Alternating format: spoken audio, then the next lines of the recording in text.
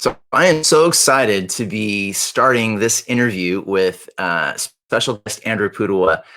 He's a man I've admired for many years. We've been homeschooling our daughter since she was 4. We use every single thing that he has. It's amazing. It's an incredible program. But even more than just that, he's somebody who has so much profound insight to offer on just the subject of education in general, but homeschooling, and of course now in the new era of accidental homeschooling that many parents are experiencing. And one of the things that is so powerful is that we have an opportunity to really find a silver lining here. I think the silver lining is that now the education of children is becoming increasingly personalized rather than standardized as it has been for so long. And so it's really an exciting opportunity. And I thought, who better to talk about a way to bring this opportunity to life in your own home than someone like Andrew Pudewa. So I'm going to have him join me right now. Andrew, are you there? I am. Hi, Daniel. Can you hear me? I can. Yes, I can. It's so great to have you. So I wondered if you could just tell the audience a little bit about your story and how all of this came about. Sure. Yeah. Well, I have 7 children. I now have 14 grandchildren. Wow. With rumors, there may be one more on the way. They're coming fast and furious. We began homeschooling about 32 years ago. Wow. I know I don't look anywhere near old enough. No, you don't. Doing that. Maybe when you were 12, you started. Yeah. But I have been teaching and working in this world with parents and parent education and music education. And then I got into teaching writing, English composition, which kind of extends out into really how to think. Yeah. But, like a lot of things, I wasn't motivated nobly. I didn't wake up one morning and say, wow, I want to really, help everybody. I woke up one morning and said, I need to figure out a way to make some more money. Honestly, I was full-time working as a, self-employed violin teacher.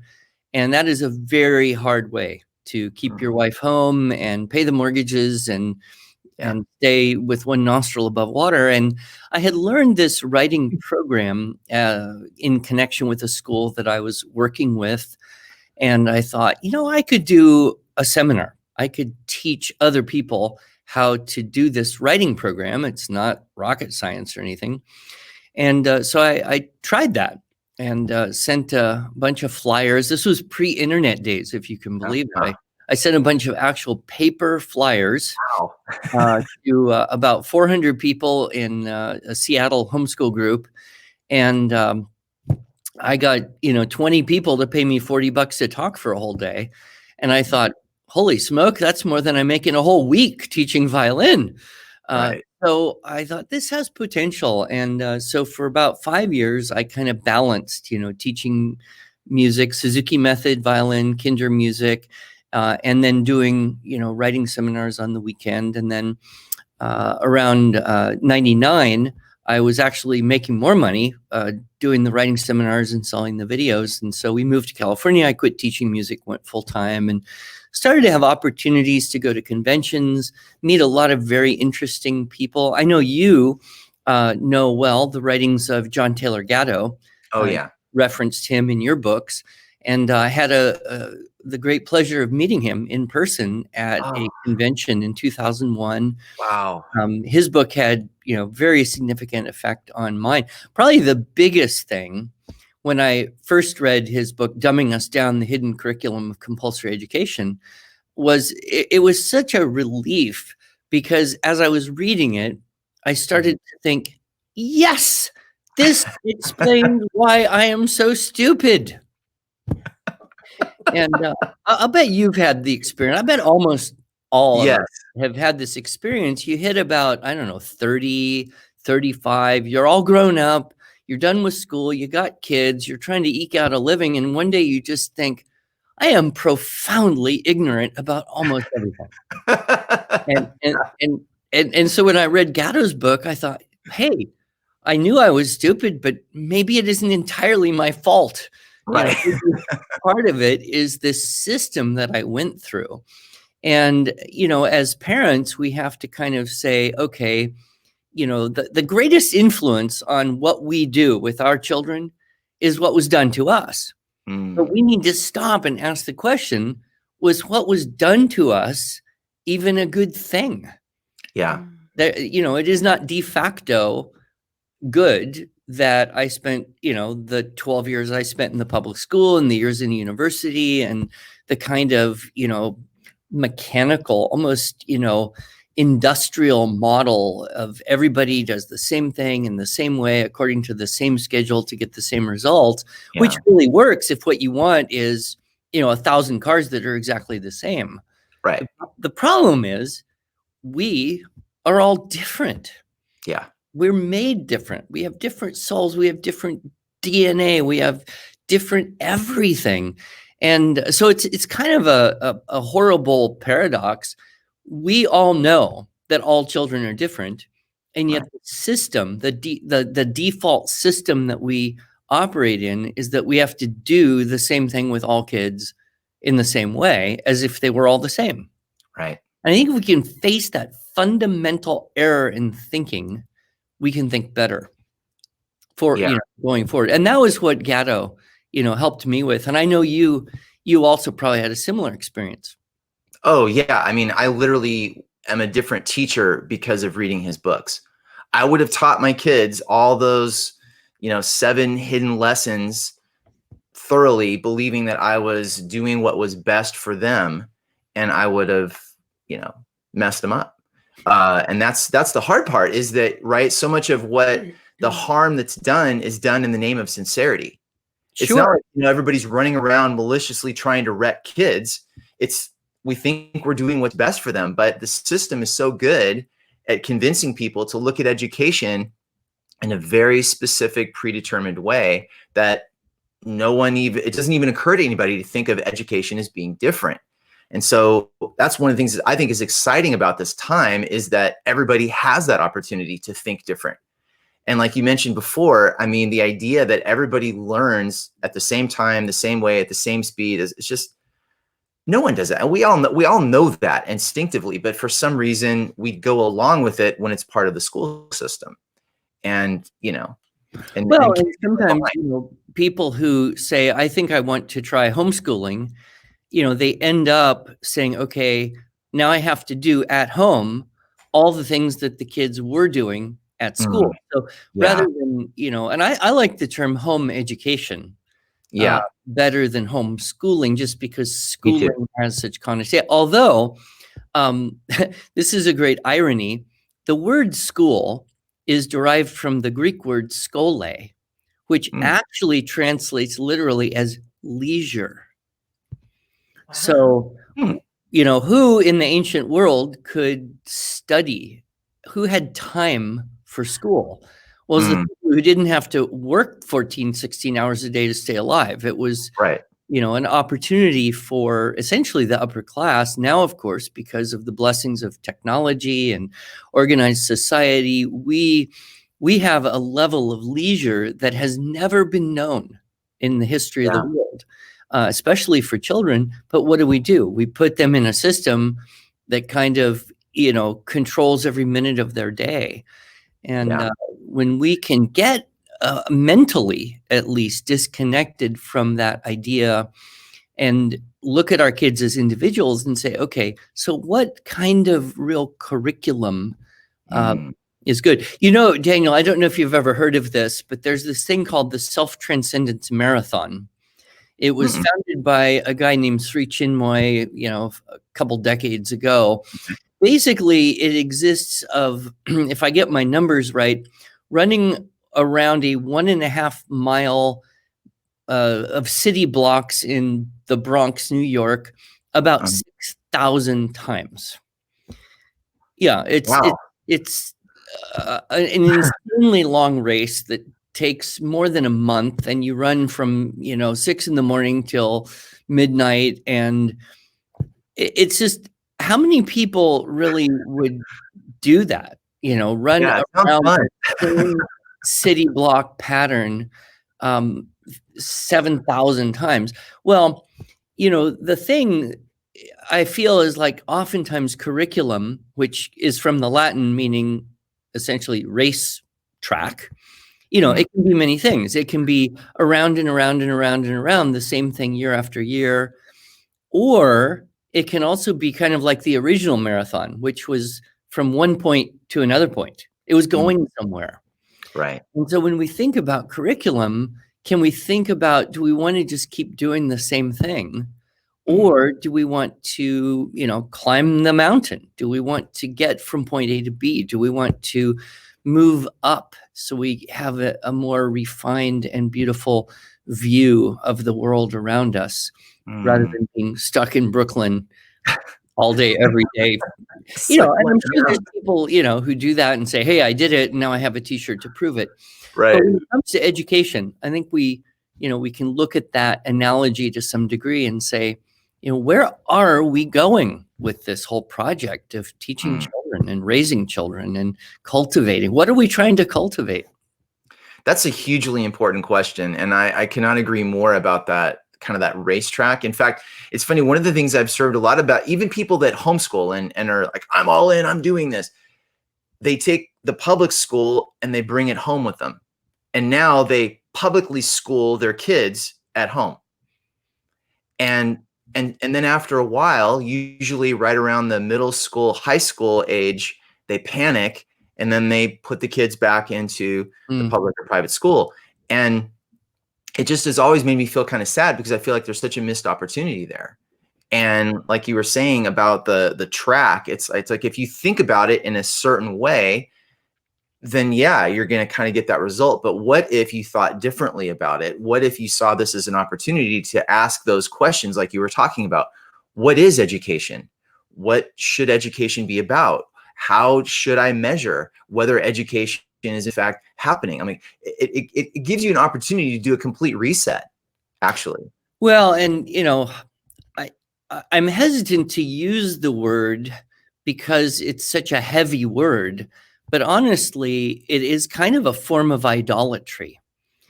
We bow down to the great gods of the SAT and college admissions, and their lesser minions, the Iowa basics and standardized tests, and we bring our transcripts to the altar and say, "Is this acceptable sacrifice?"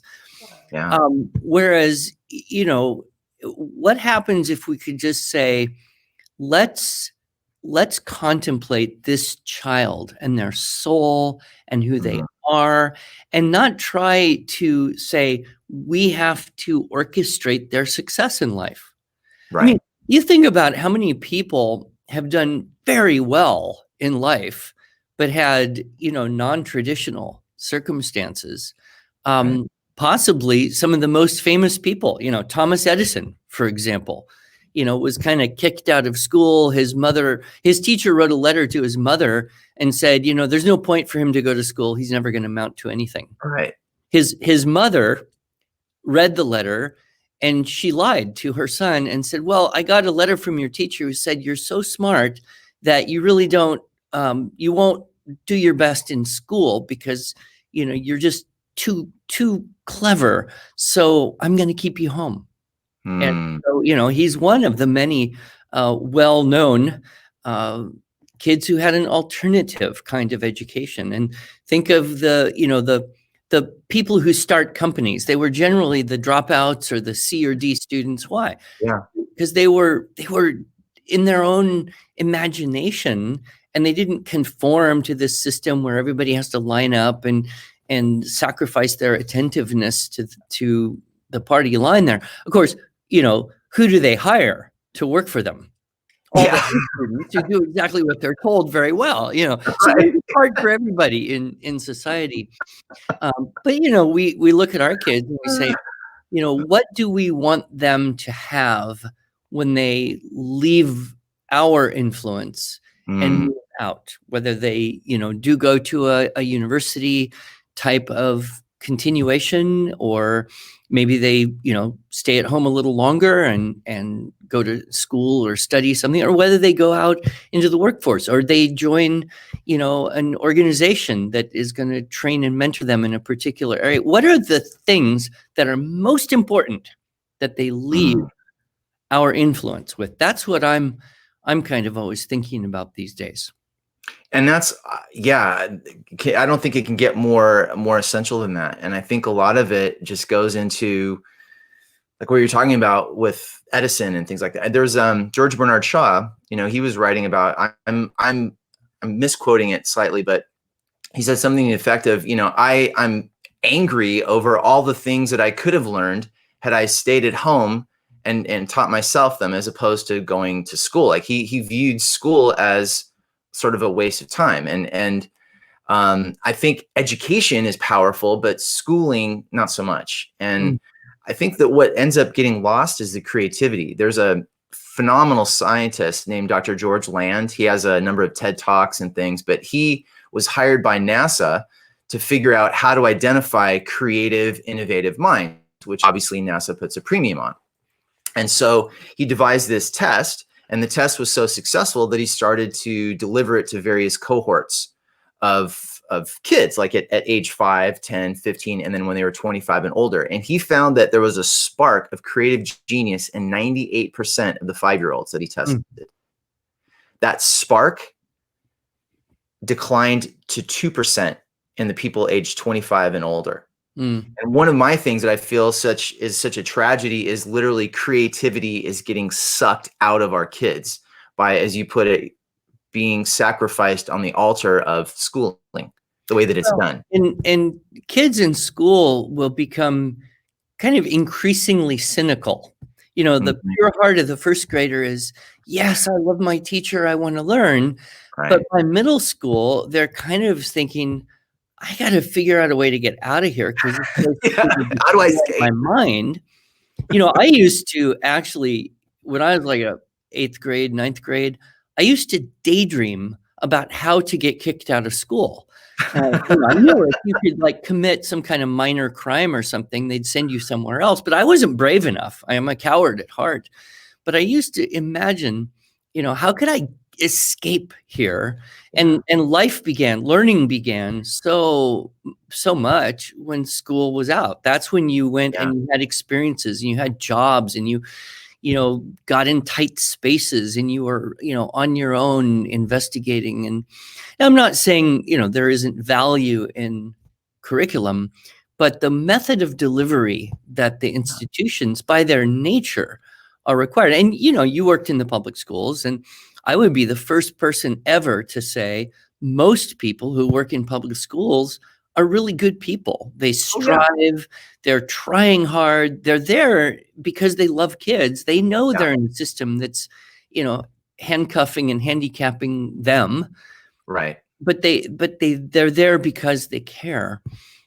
So it's not the teachers per se, but the whole system, is ingrained and created for that purpose, that is no longer really applicable. Even Bill Gates, who I would disagree with on most everything, is saying, our schools are not equipped to prepare our children for the world they're going to live in today, which requires a whole lot more flexibility, creativity, and innovation, as you said, different ways of thinking, understanding of collaboration.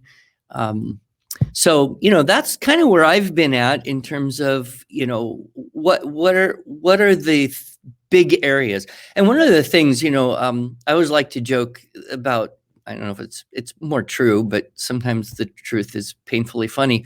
My wife never really liked going to homeschool conferences because she would get into the exhibit hall. And I don't know if you've ever been to one of these things, but there can be, at a minimum dozens, and in a big show, hundreds of these booths. And she would go to the first booth and look at everything and say, "Oh, I totally failed to do that."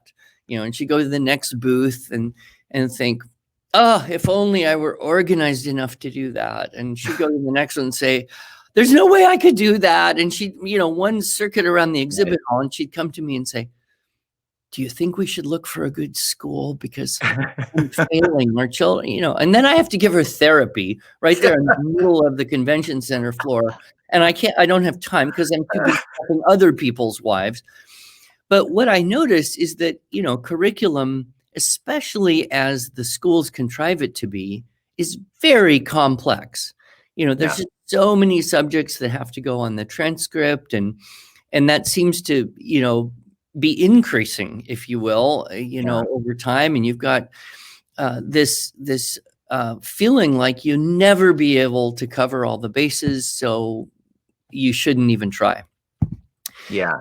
So how do we think more simply about curriculum? That's something I've been pondering, for a while. Yeah, and I think that's a good point. And I think a lot of it is, there's, after the basics, it's more about cultivating the individual interests and passions of the child.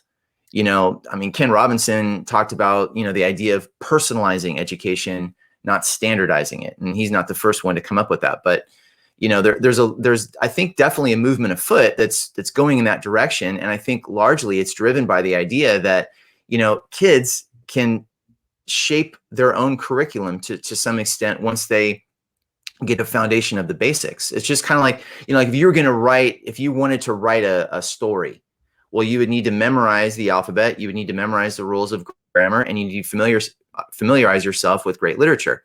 And then equipped with all of these, memorization things, now you can go out and be freely creative and create your own space and create your own stories and do your own thing with it. But you need to have those basics in place. And so it's really just about enabling a child or give them an environment where they can educate themselves. I've long believed that we don't actually teach anything. We give children an environment to learn. We give them encouragement, we give them support, we give them guidance, we give them instruction. But then that moment, like when you're riding a bike, that moment that you go from sort of stumbling around to straightening out, like you did that. And so it's more about creating an environment for kids to express that and experience that than it is about finding, like you're at homeschool conventions and like first question in the audience is there a curriculum for that? Yeah. It's just, it's like classic. So I think, that what you're talking about is so important because that's what parents don't feel like they have the freedom to do. They feel like they're supposed to follow something else. Yeah, well, two things come to mind. One is Plato would totally agree with you. That we aren't causing children to learn so much as we're awakening in them. But the other thing I've noticed, you probably have too, is that in progressive education, we almost have everything inverted. So if you go into elementary schools and you look at the primary grades, and to some degree the upper elementary, it's all about creativity and self-expression, and don't tell the kids, don't make them memorize, drill and kill, rote learning, it's all bad. Right. And then in high school, what happens? You have, all these required classes, and you have to study exactly, this chapter of this textbook to take a test on it.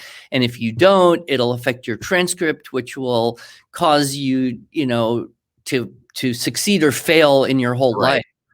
So we actually have it completely inverted. If we were to look at the nature of young children, well, they memorize easily. They love the idea of mastery. They need the basic skills. They need their phonics. They need their spelling. They need their math facts. They need direct instruction, honestly. Right. Yep.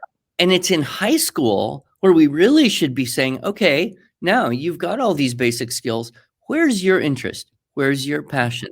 What's an intrinsic motivator to you? And take the time, have the freedom to go and pursue that.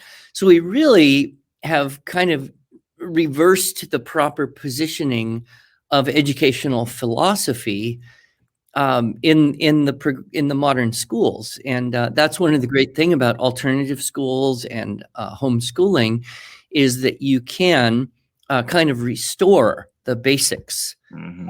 at the right time, and give the freedom to pursue interests as the students become older and start to find those interests. I think that is such a powerful observation, and I think that's so helpful for parents that are accidentally homeschooling to kind of take in, because right, they're bringing their mindset with them. What else do they know but what they were educated with, and doing kind of almost the exact opposite.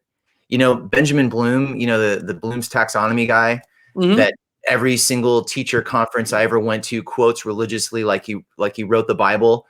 um, he has it exactly right. I mean, so he has this whole outcomes based learning model. And what's funny is, so I teach high school and I'm getting these kids who are, because his thing was, the rote memorization stuff, that's in kind of the basement of the building, but the penthouse is creative thinking and, all this stuff. Well, guess what happens when you have a high school kid that is creatively thinking without the solid basics? You Mm. get fluff.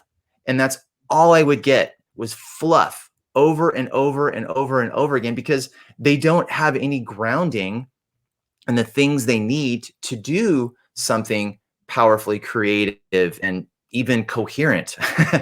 And I'm sure this is your area. Like, you see what the writing is like, and when you have, like, the National Association of Scholars a few years ago, they did that report, and only 31% of college graduates can read and understand a complex book. College graduates. Yeah. You go, this is your field, like, where you see this come alive. And what are some of the things that you feel like are the consequences of a generation of students that grows up, and because of the system that they're in, they don't really learn to read well, and they don't really learn to write well? And what do you feel like is the outcome of that? Well, clearly, if you work in the world of business, as I own a business, we Yeah. have around 40 some employees. One of the most, probably the most important thing for everyone, whether they work in customer service or the shipping department or IT, is, can you clearly, effectively communicate your needs and messages within an organization? Right. If everyone can do that, the organization rolls pretty well. If you get someone who has a convoluted way of communicating, it just boggles. Mm. It complicates everything. But I might back up even a little bit and say, okay, we have this organization called the College Board, and Mm. they produce a thing called the SAT. They also create some things called AP exams, and they are extremely influential because, as you know, pretty much every teacher is forced, whether they believe in it or not, they're forced to teach to the test. Yep. And if you read the test specifications for the redesigned SAT, trademark, um, Yeah. they use these buzzwords: college and career readiness. You've Yeah. heard, right? Oh, College yeah. and career Yeah. readiness. So I'm very annoyed by that, because it implies that somehow they can create a test that would force teachers to teach stuff that would create that. Only, what is that? So if we think, okay, so pretend that you are a person who has to hire and supervise high school graduates, or pretend that you are a person who has the privilege of teaching high school graduates. Either one of those, college or career, but you're in a position of somewhat mentoring, some kind of authority in the world of these people. Please tell me, what do you want in these people? Right. Things that you would like them to bring to the table that they're going to sit Right. at with you. Well, I have asked this question to literally thousands of people, and the first things out of everyone's mouth have absolutely nothing to do with academics. Mm. They all are things like, well, punctuality, Yeah. teachability, humility, enthusiasm, perseverance, good communication skill. These are not things that Right. you can acquire from a textbook in a classroom and be tested on.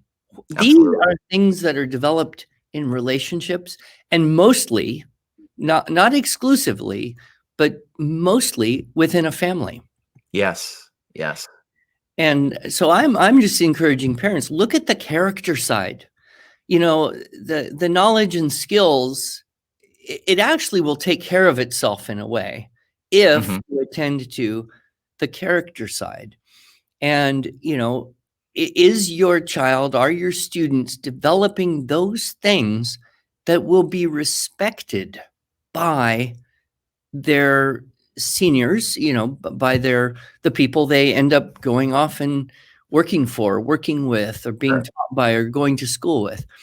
And that is just not something schools are easily equipped to do. Yeah. Yeah, I mean, honestly, it's kind of like, and I have maybe a little more cynical view. I don't think that that's the objective of schools at all. Like schools, there is no. You may have something posted on your classroom wall that talks about character or the pillars, but as far as it actually being, I mean, I think when you look at just something like cheating, cheating Mhm. is rampant. Cheating says that education or grades matter more to the schools than learning matters to the students. That's Mhm. all it says. You know what I mean? So when you have a system that promotes that, you're promoting the wrong thing. And I think what you said is a powerful observation, because if you ask any parent, would you rather have a summa cum laude graduate from Harvard, or would you rather have a young man or young woman with sterling character? I I got to believe that every parent would pick the sterling character Yeah, because and there's no reason you couldn't have both. I sure, mean, those are absolutely, not absolutely. mutually exclusive, Yeah. but in terms of priorities, so, thinking about curriculum, the complexity, all these subjects, I kind of came up with this idea of just think about three things, and then your life is simpler. One thing is character. Are Mm, you working together? Are you doing projects? Are you involved in service? Are you giving the individual mentoring that is necessary to guide children through the problems of, being human and the temptations? Um, and that I know is what you're very much about in the preparing kids for life. That is a strong point, and I respect you so greatly because that is an area where parents need, a lot of help. Knowledge would be the second thing. Skills mm, would be the third. Now, knowledge, we think about that, and very quickly we realize that the stuff that you can learn and know is pretty much infinite, yeah. right? You Oh cannot yeah. ever know everything about every. I used to think that education would have been so much easier 1,000 years ago. Yeah. Well, let's face it, there was a whole lot less history. Right. There was just a fraction of the literature. There wasn't nearly as much science. Only that's not true, is it? It's No. all infinite. So when we feel like we have to follow the knowledge standards of the pile of textbooks that you work through in school, what you end up is you learn almost nothing about everything. Yeah. And my observation is it's a whole lot better to learn more about less. Yeah. It's better to go deep. You see, if you learn, almost nothing about everything, you're a mile wide and a quarter inch deep, and then evaporation sets in, then pretty much you Right. know nothing about everything. Which is where getting back to my original comment, that's where I felt I was at 30 years old. I know Yeah. almost nothing about everything.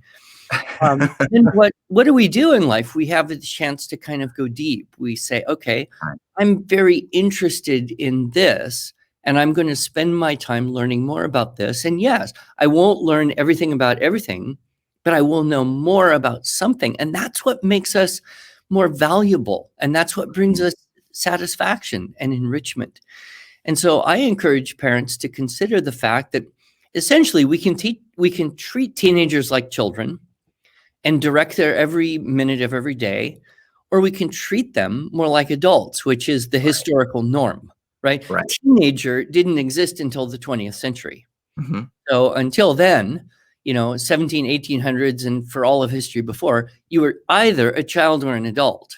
Right. Right? And what's the difference? Children need to be told what to do and directed and instructed. Adults make choices, and they have Hmm. the freedom to make choices, and they suffer the consequences of making those Yes. choices.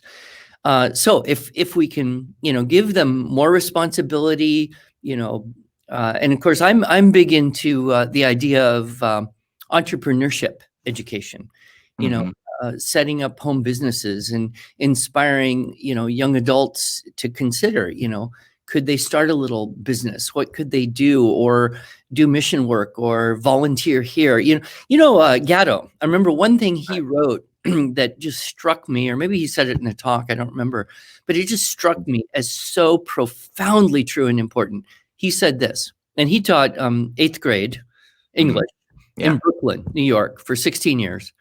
What he said was, what every 13-year-old in the world wants more than anything else is real, honest to God, meaningful, life and death level responsibility, Yes. which is exactly what schools are contrived to prevent. Yeah. Exactly. Exactly. And that's how he Exactly. became teacher of the year, was like sneaking kids out of school so they could go have real, meaningful experiences. Right. So that idea of self-determination, self-directed study, it's hard because Yeah. we don't think that way at all, especially in terms of high school, where you have to have that transcript and everything is dictated. And if you're lucky, you get a couple electives, right, from a select menu. But you think about people like, John Quincy Adams was essentially the ambassador from the US to France when he was 14 years old. People Yeah. used to go to Harvard and Princeton when they were 14 or 15. Hmm. They were considered, okay, you're ready. You're ready to prepare Absolutely. yourself for life. So, the great thing about curriculum is, if you think about knowledge, you can't learn everything about everything, so relax. What you Yeah. can do is encourage your children to go deeper into those things that they as individuals are drawn to. And then skills would be the third area. So curriculum, knowledge, skills. And I cheated a little bit because skills really has to be divided into two areas. There's math skills and language skills. Yeah. And these are the liberal arts. The language skills, what are they? Grammar, logic, rhetoric. We don't teach grammar in schools. It's racist. It's constricting. It's tedious. It causes kids to hate. None of that's true. Grammar is precision in communication. Without that, society falls apart. Right. Logic. What would happen, Daniel, if we actually put logic into the curriculum of all the 7th and 8th grade students? It would explode. Well, it would, first of all, Where to handle it. it would kind of expose politicians who say things like, well, we have to pass the law to find out what's in it, Right. and get reelected. Right. But we've kind of given up on that, and we think, oh, they'll accidentally learn logic. Well, where? From the media? I don't think so. Yeah. So, and rhetoric, of course, is the art of persuasion, and that's a double-sided thing. If you learn the art of persuasion, you can be more effective in communicating truth. Right. You can also be a detective in communicating well done falsehood. Right. So, and then of course, the maths are arithmetic, geometry, astronomy, and music. And so we go back to the liberal arts. That's the skills area. Right. So, if we can think simply, about these, and of course, where I specialize is in those language skills. Yes. Right? And the grammar and the composition, the thinking through, listening, speaking, reading, writing, all of those things. And you're familiar because you've used many of our products with your Yes, we kids. do. And we don't have the schools. And again, I do not fault teachers. Most of them want to do the best they can. Most of them love their children. But these, 44-minute periods with a 6-minute recess to rush from one room to the other, and this disintegrated where, there's, social studies in one room and literature in another room and composition in another room and health in another room. But, everyone talks about writing across the curriculum and integrating, only nobody's able to do it because of the structure of the system.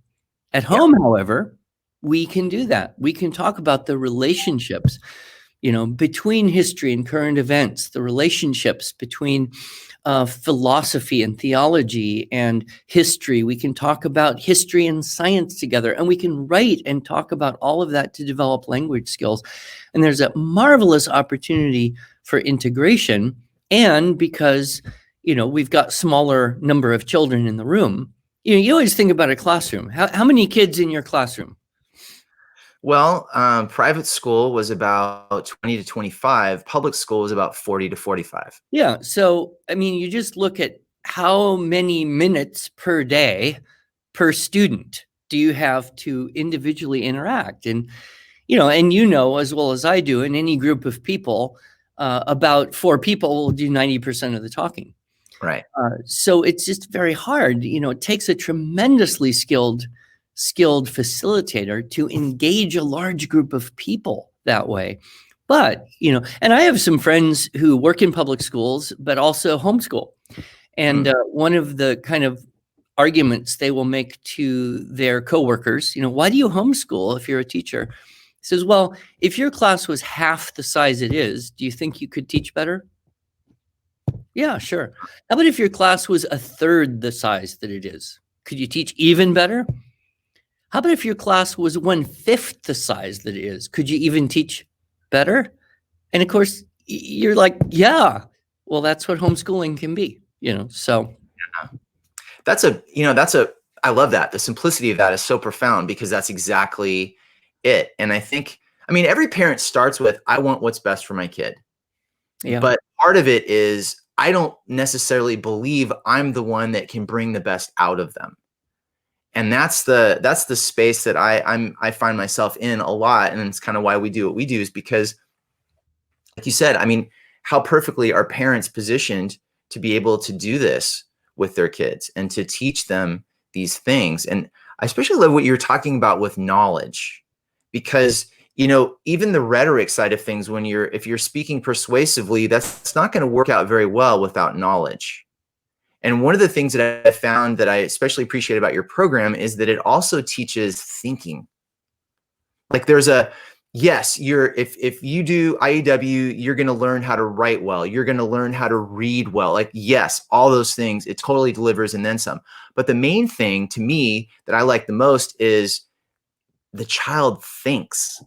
It gives them a framework to think, and then isn't telling them, hey, you need to think this. It gives them a framework to, like, now that you have the framework, now go think on your own.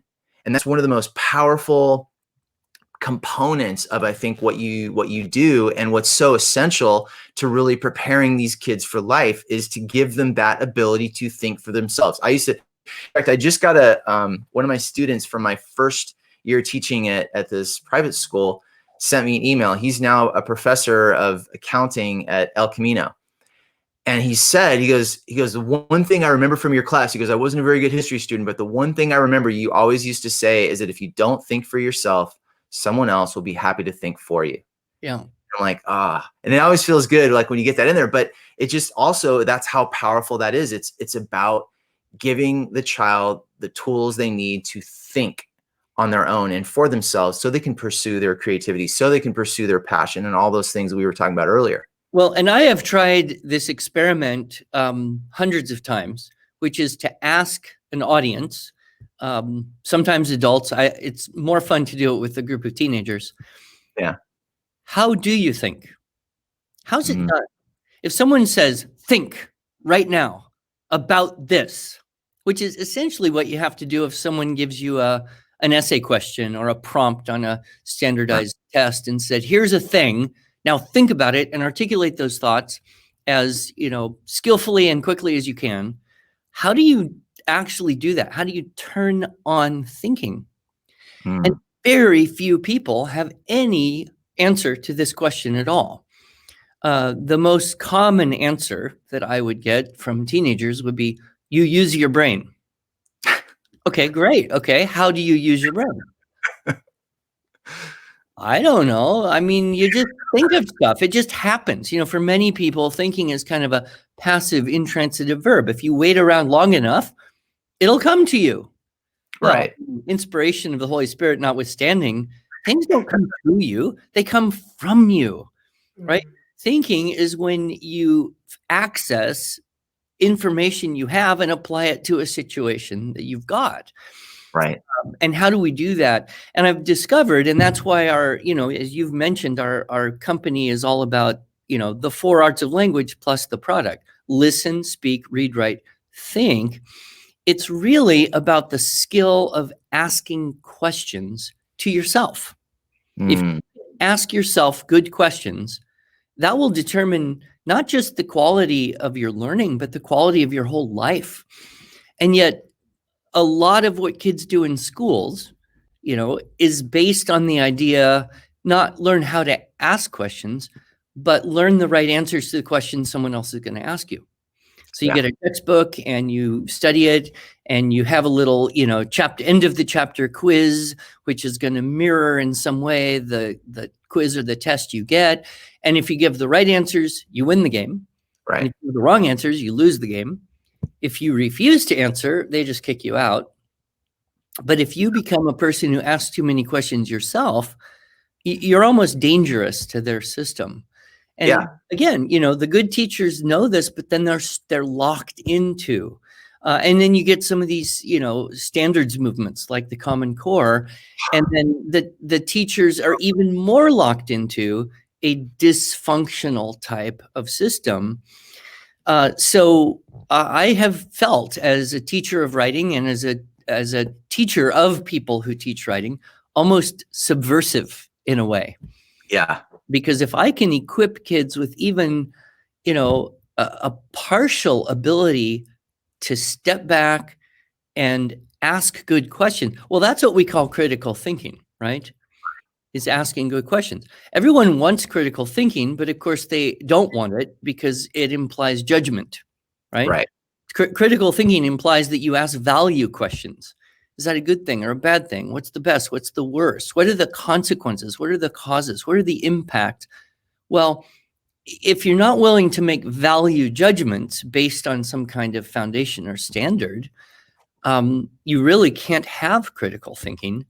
Right. So the schools find themselves in this very, very awkward position where everybody's saying critical thinking, and nobody has the courage to define that well enough in order to actually teach it anymore. So, not to be too harsh, like I said, there's always really good people in the schools, but the textbooks, the system, the methodology, it's so entrenched. And that was kind of what Gatto said.